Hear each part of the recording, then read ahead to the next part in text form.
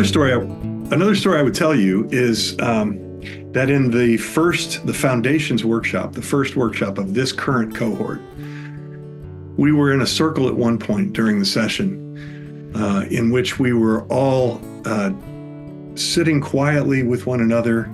We did a bit of meditative work beforehand, kind of a guided coming into the room, and we were invited to share whatever we wanted to or nothing.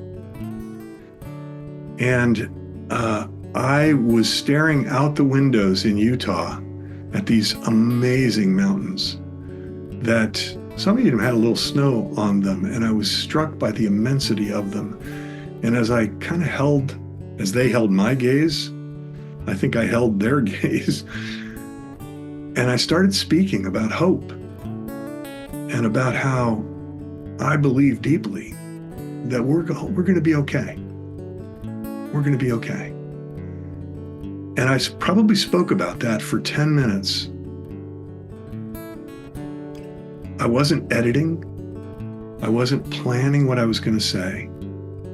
I was just speaking a message of hope that seemed to be coming from somewhere that I wasn't as much a part of, although I was fully a part of it. And when I finished speaking, I looked around the room and people were just staring. And some people had tears in their eyes. And there was like, you could have heard a pin drop. And I thought, that, and Bob confirmed this. He said, that's what you were brought here to say to this world. And I knew at that moment there was a sense of deep purpose that was working its way through me that was part of the universal fabric of the structure of reality, which is we're all interconnected, that there are many, many, many millions of reasons to be hopeful. And despite the crap that goes on in this world right now and the way news is positioned, despite all of the reasons we could create for despair, the underlying structure of reality is hopeful. And by tapping into that, I guess in that moment, that was a taste of just letting it speak. Extemporaneously, spontaneously, with a full and open heart.